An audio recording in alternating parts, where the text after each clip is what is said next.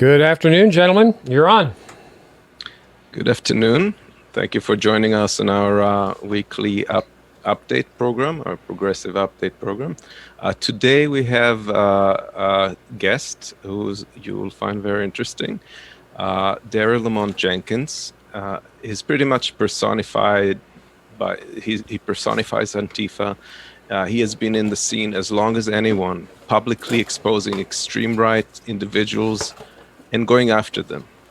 As former journalist, he has devoted himself to investigative work and research of these groups and challenging them in practice. He is the founder of One People's Project and IDAVox, which is a social media side. He has been featured in a documentary Alt-Right, Age of Rage, by director Adam Balalau, and was the inspiration behind the character in Guy Nativ's movie Skin. Welcome to the show, Daryle. It's my pleasure to have you here. Good afternoon. Pleasure to see everybody today. And let me run a little clip first to show your interactions with the groups.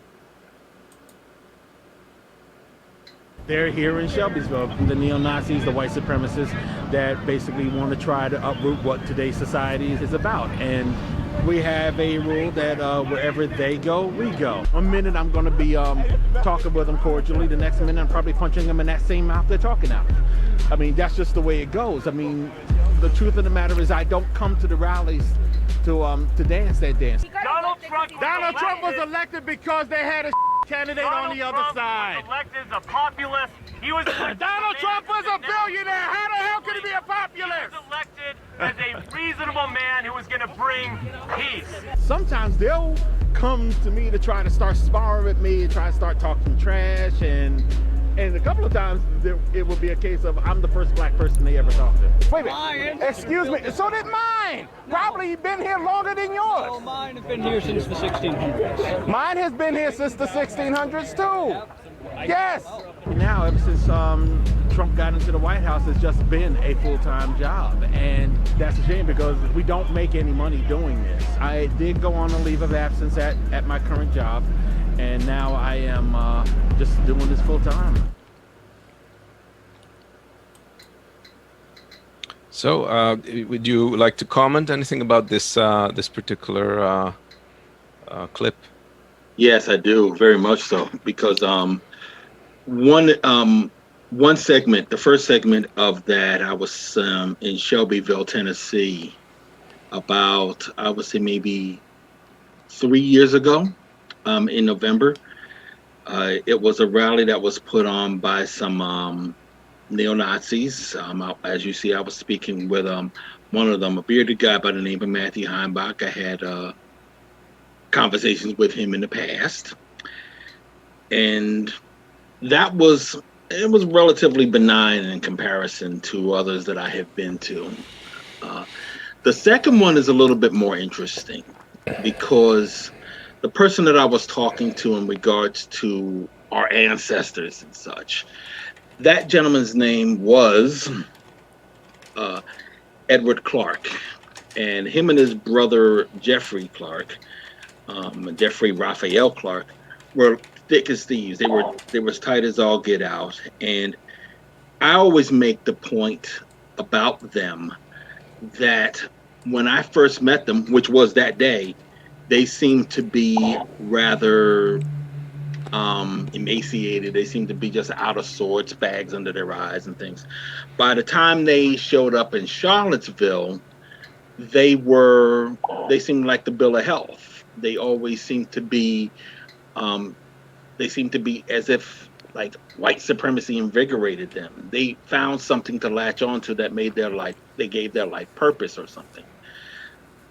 But a few years later, the Tree of Life shooting in Pittsburgh happened, and the person that is accused of doing that shooting was in correspondence with those two brothers on a social media network of theirs called Gab, and that got the attention of law enforcement. And Ed Clark committed suicide. The person I was talking to, his brother eventually gotten arrested and was charged with weapons and drug charges, and he's on, I believe he's on probation now, but he's pretty much out of the white power scene now for the most part. We haven't seen him active since he had gotten arrested, but it gives you an idea of what kind of people we are dealing with right now. We're not necessarily dealing with folks who are necessarily working with all facilities. I mean, there's a lot of things that are going on with individuals, and that's just something to keep in mind as we deal with this crowd. Doesn't excuse them, but it definitely gives us an idea of who we're dealing with. It definitely strikes me when I watch these interactions how much ignorance is at the base of these things, and how people are manipulated basically by things that are supposed to sound benign, but their ultimate conclusions are pretty extreme. Right, and I think one of the things that we have to bear in mind is that while we can also recognize that they're human beings and they might just simply need some help, by the same token, they are dealing with things that are going to hurt us in the long run if we don't get a handle on it. I mean, I always tell these folks, and I'll get to this later, that I am going to be obligated to helping those that they may have the potential of hurting if they did not hurt them already. I mean, that's why I do what I do. That's the first mission. Right. Well, could you define how ethno-nationalists, neo-fascists, and white supremacists differ from each other, and what unites them? What I would say about ethno-nationalists, I mean, there isn't a lot of daylight between much of that, but there is some. There is some. I think when you are talking about people who are straight up nationalists, you are talking about people who are just concerned about themselves as, whatever race or culture they might be a part of. Whenever you're talking about white supremacists, you are talking about people who want to be dominant over everyone, And when we're talking about separatists, you're saying there's no sense in arguing. I'll just go my way and you go yours. In the end, however, it's all threatening to the greater society, because nationalism means that there are going to be some people that are going to be disregarded by the nationalists because they are not of their nation, so to speak. Separatism means that there will always be that person that resents you, that is building their own society, that's building their own country, and what leads to the white supremacy is the fact that those same people look at what you have and feel you shouldn't. I always tell people, is there one thing about fascists? They can talk about how they want their own country and they want their own nation apart from the socialists, as they prefer to call us, all they want. And we could give them that. But the one thing that fascists don't do is stay within their borders. In fact, whenever I hear them talk like this, they believe that we would fail without them so much that eventually they will have to come back and invade and take us over. So in the end, when you hear them talk about wanting to build their own society, ultimately they are trying to just build something without our interference so that they can make war with us in a more efficient way. That's the way I see it. And why do you think Trump is so appealing to them, and how does he fit within their agenda? It's funny. I mean, one of the things that's really interesting, even though Trump has always been a racist, he's never talked like this. He's never brought them out like this in all of his career, whether in the 80s or 90s or what have you. I think it's not so much about Trump as it is about what kind of opportunity they give him. He gives them, I should say. I mean, I have a video on YouTube right now on One People's Project channel where we are at one of Richard Spencer's, a white supremacist, who was actually in that video. He had something, his organization, National Policy Institute, had something at the National Press Club, And we had a camera set up, people coming out after the meeting, and they're talking to each other. And you don't hear a lot of the scuttlebutt that's going on. But one of the guys is really animated when he starts bringing up Trump. And he says, "What about Trump? Why?" And this was before the election. What about Trump? Why don't we get Trump in there? Trump will change all of this and all. And he's saying this to somebody who happens to be a black woman. This was February 2015. Trump was not even in the race yet. He doesn't get into the race until June. So they have been always pushing for Trump for some strange, ungodly reason. Just like they pushed Ron Paul, just like they pushed Pat Buchanan.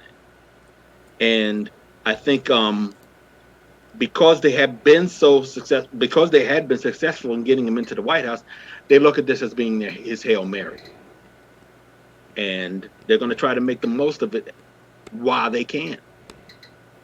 It may have to do with his the fact that he was behind the accusations of the Central Park Five and then afterwards the birther movement. So I guess that kind of put him out there. Well, like I said, he's always been a racist, but he generally didn't have anything to do with the full-on white supremacists in the past. And that was the one thing that was really curious about a lot of folks as we went along. What I would say to that, by the way, is New York City for 30 years has been a relative petri dish for what we eventually would call the alt-right. A lot of the kind of hate mongering that we have seen in the past 4 years, New York has seen in the past 30, ever since maybe even 40. Because when David Jenkins became the first black mayor of New York, all hell broke loose in the city. All of a sudden, a lot of attacks on the black community eventually made them strangers in their city. You know, I mean, when Giuliani became mayor, that was them saying, okay, it's our time now. And they was able to do a lot of things to the black community in the 90s that they're now trying to do today. And what happened just before Trump? The first black president came into being. They were the generation that caused that, as far as they're concerned. So they freaked out just like the first black mayor of New York City freaked them out. And who was mayor? The guy who at the time put out that full-page ad against the Central Park Five and was a New Yorker. Right. And look who his attorney is, too. Yeah. And recently, especially in the debate, Trump has put not only drawn an equivalence between Antifa and the far-right organizations, but has gone further and inserted that they are the real problem. The right wing is just responding to them. How do you respond to that? What I would say to that is what I've been telling people for a while. It's nothing new, really. I mean, they found Antifa to be their new straw man, so to speak. Antifa and Black Lives Matter are all considered, criminal organizations as far as conservatives are concerned. They do it to us. They did it to Black Lives Matter. They did it to Occupy. They did it to anti-war activists.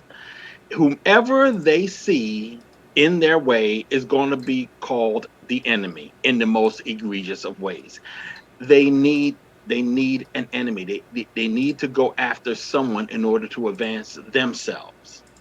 And that's really all this is. I mean, that's one of the reasons why I find it interesting how they want to keep calling Antifa an organization. Antifa's not an organization. It is an idea.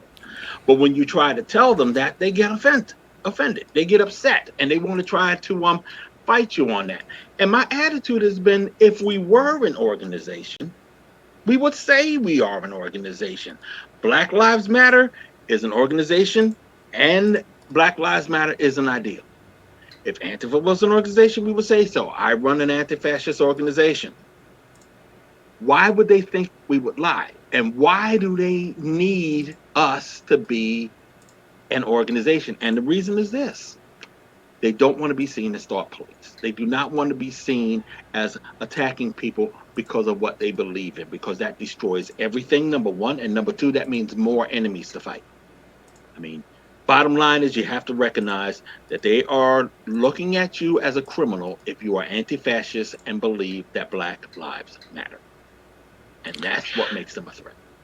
And if I understand correctly, my understanding is that although they are decentralized in terms of the many organizations on their fields that are playing a part, they do have structural authoritative structures within those groups, as opposed to Antifa, which is more of a free-form kind of group of people who are like-minded and come together. Is my understanding correct? I would say there, as I said before, there are organizations within the anti-fascist movement, of course, mine included. But ultimately, anyone can be anti-fascist if they don't like fascism. I mean, it is that straightforward. I think one of the things that we really do have to try to ignore the claptrap that the right throws at everyone. Yes, it's pervasive. Yes, it's out there in a way that you really have a hard time ignoring it. But if you can't ignore it, at least recognize it for what it is. And who are the people who are pushing that kind of equivalence and ideas? And do you see fingerprints of that language in Trump's own rhetoric? Can you trace back where that's coming from? Well, I definitely do see the fingerprints on Trump's rhetoric, most certainly. And where does that rhetoric come from? People like Steve Bannon, people like Stephen Miller, people like Sebastian Gorka, all these folks that have been in his administration over the past 4 years. But we can go on and branch out beyond Trump, because in the end, it is bigger than Trump. I mean, when you do see the more tangible examples, of course, is going to be something like Fox News. And when you see the One America News Network or Newsmax, any right-wing outlet, this is their narrative. This is their thing. You're not going to find truth about Antifa or this political climate so much as you'll just simply see propaganda, because that's all they have in the end. And when you see that it is all coming from those particular circles and doesn't seem to go beyond those circles, you know that's what it is. You know it's their propaganda. You know it's their agenda. So again, this is one of the reasons why we should remember to ignore it and don't get caught up in it. Do not allow it to polarize the rest of us, because that's exactly what they want. My recent concern is particularly about the upcoming election. I'm very concerned about what is about to transpire, and I'll run this scenario by you. It's been run by a journalist at The Atlantic, and I think it's very a likely scenario that will play out, and that is that the elections are going to initially look like Trump is leading. On the day of the elections, the postal votes are going to be counted, and there's going to be a period of time, an interregnum, if you like, in which there's going to be uncertainty about the results of the election. They may try to play various dirty tricks and get these decided by state legislatures through setting up electors. We don't know yet what is going to happen. What we do know is that most likely there's going to be a period of time in which there's going to be chaos and confusion and a lot of anger. And my fear is that I'm curious to know if, based on your knowledge and your experience of these groups, would you believe that they would seek to exploit the interregnum confusion and the election results dispute that is likely to create more boogaloo action? Well, I expected. I mean, they pretty much said that that's what they were going to do.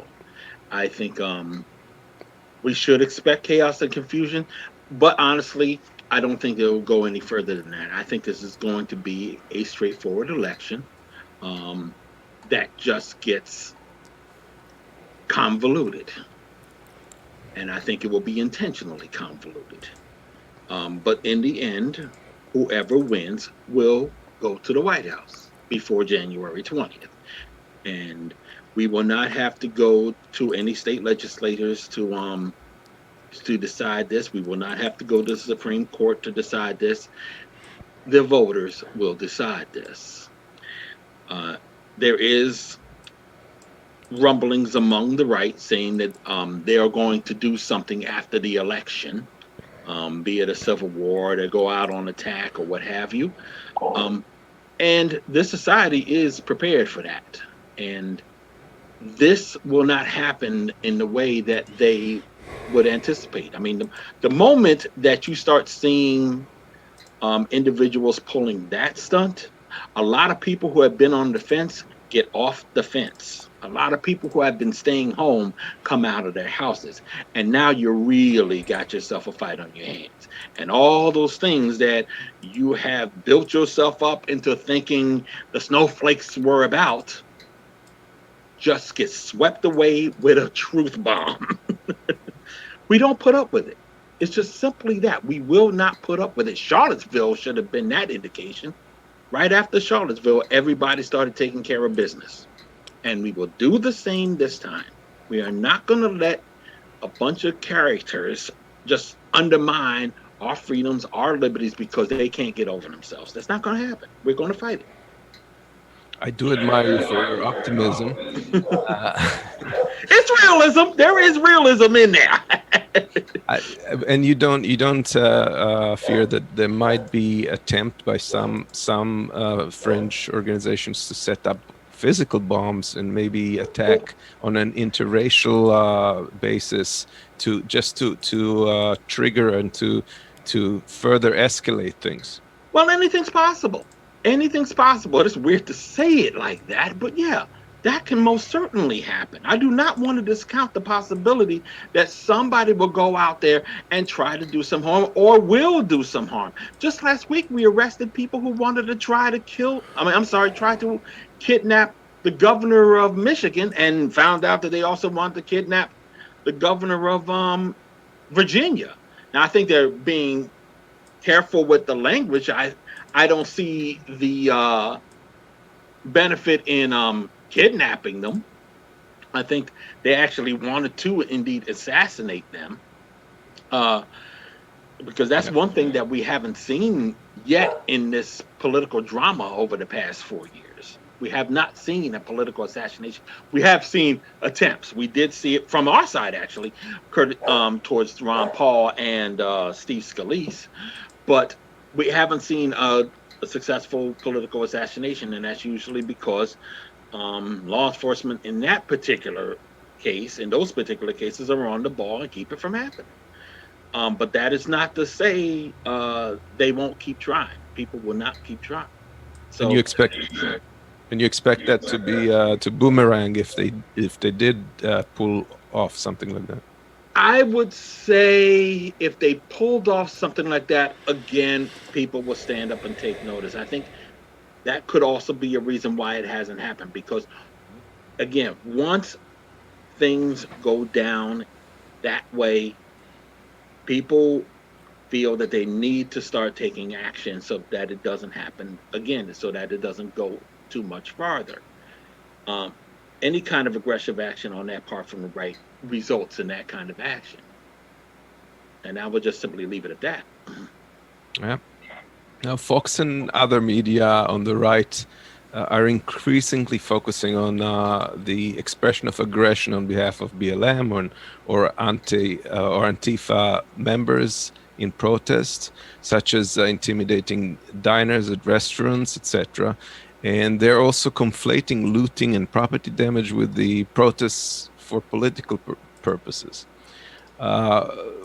With any decentralized movement, there are always going to be some individuals who act counterproductively or stupidly, and this is no difference. But are you concerned at all that with the way that these things can play into others' side narratives?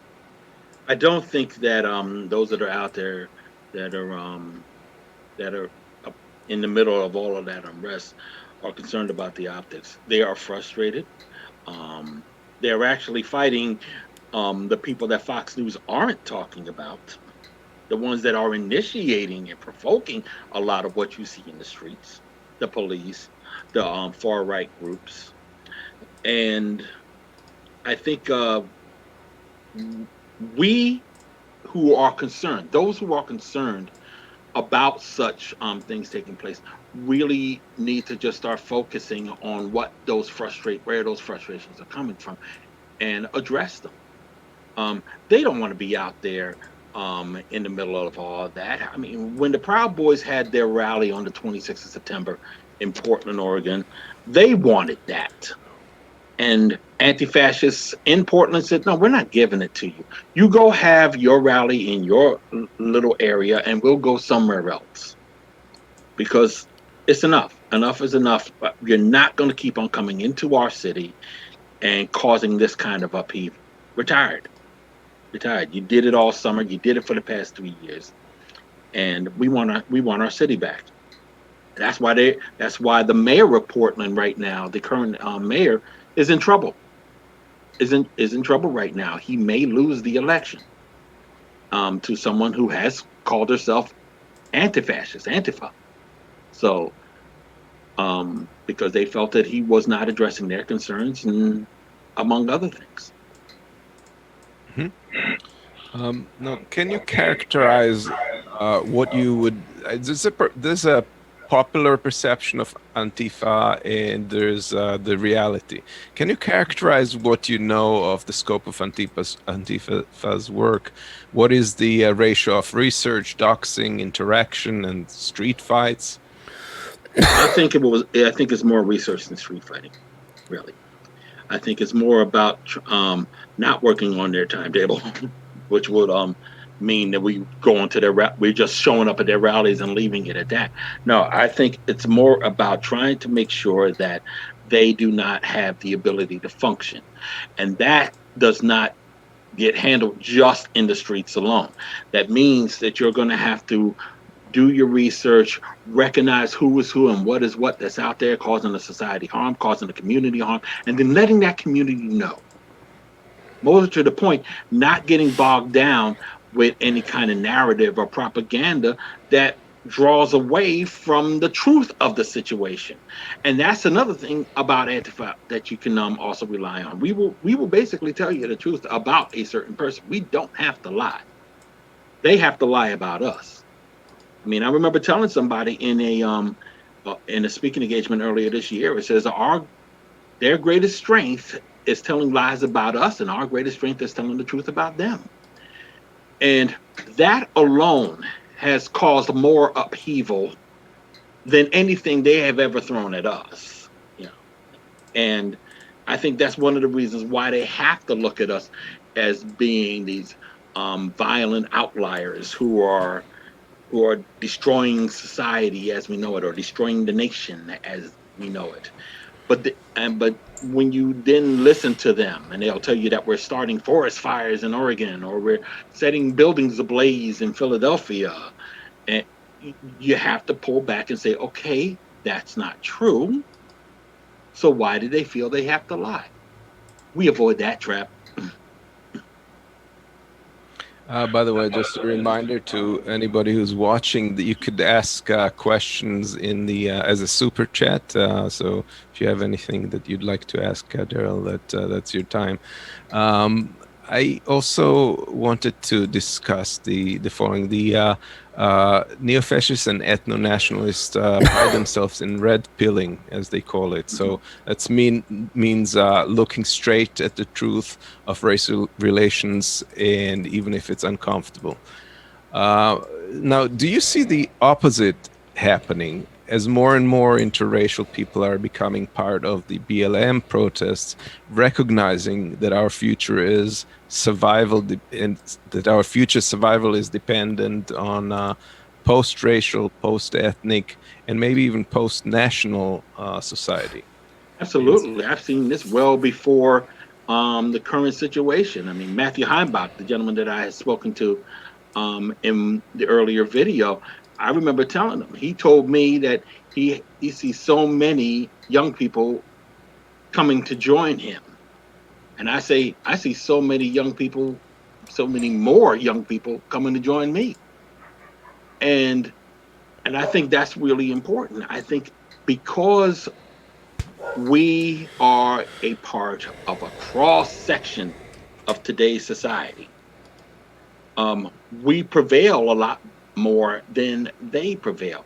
Yes, over the past couple of years, they have been able to um, bring more young people to their crowd, to their side, or to be more succinct, they have allowed a lot of young people to come out of their shell that already had problems. They are not getting new recruits. They're getting louder recruits. And as I had pointed out, in Charlottesville, even though they were feeling their oats in Charlottesville, them coming out has caused them more damage than anything that has happened to anything that's happened to Antifa over the past 3 or 4 years since. Uh, because people took notice and recognized who the bad people were. And that's one of the reasons why they had to rebrand, why they had to change tactics.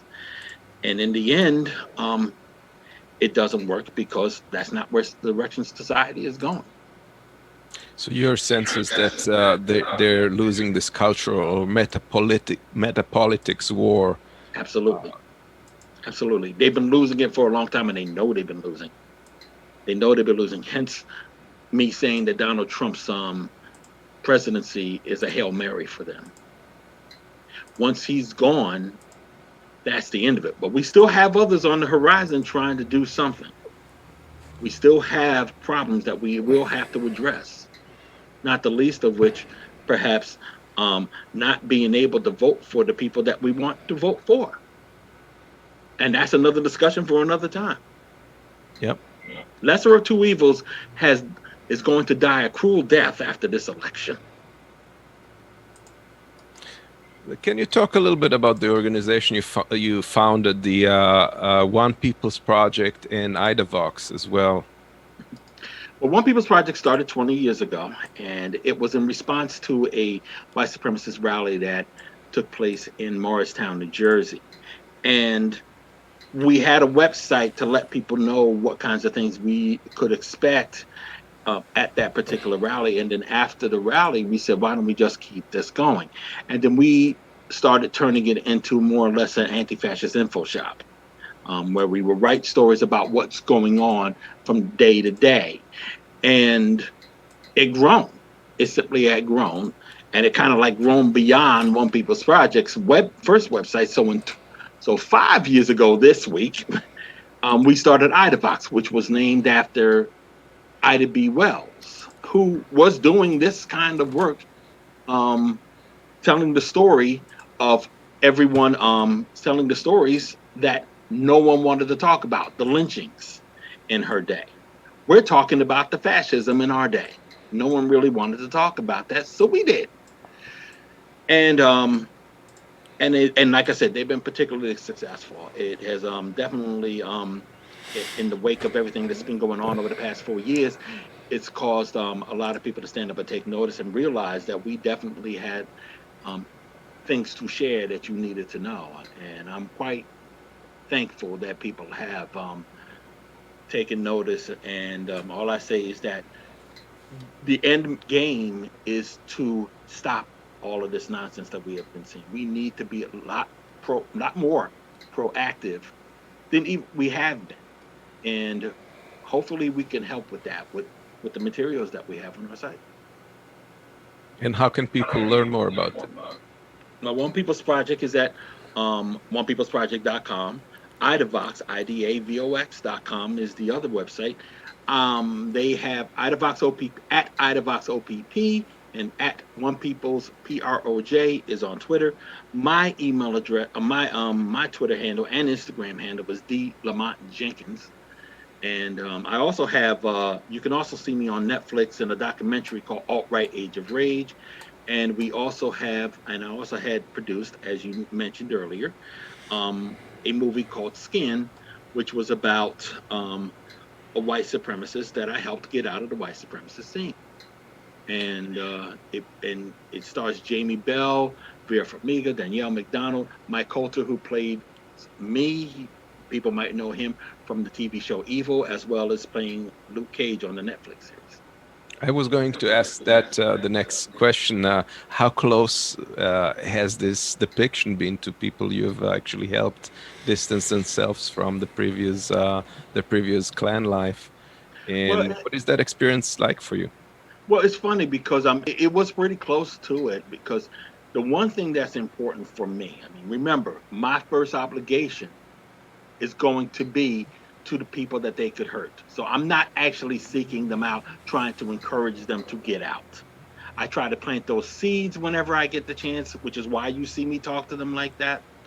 But in the end, if they don't get out, I have to handle it. We all do.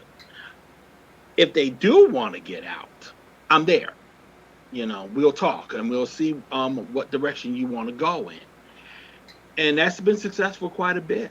I can't put a number on how many people I helped get out, but I have gotten a good number of people out.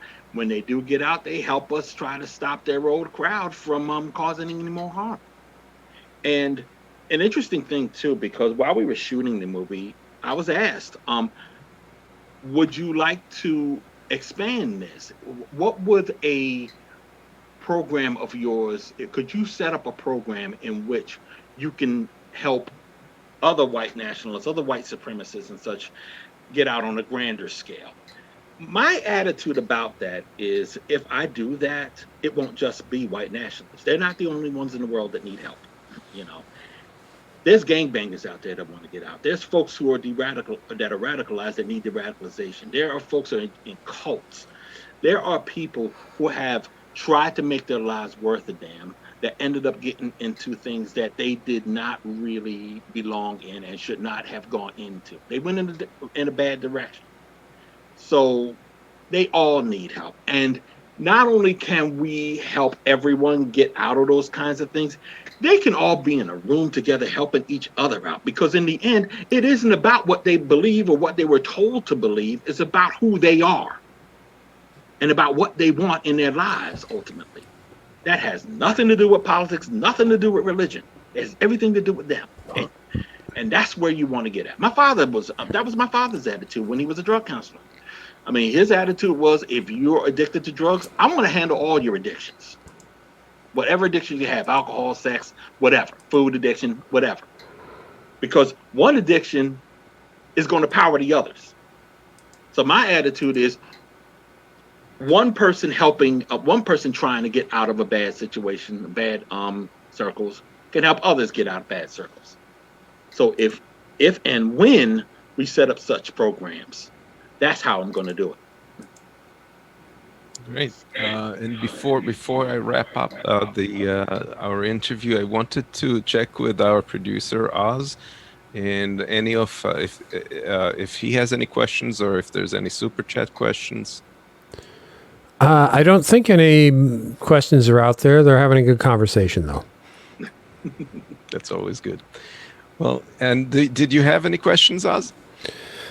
No, not today. I appreciate the clarification. Antifa is not some group. It's an ideology that is growing and growing. We want to get rid of all the fascists, no matter which party they belong to.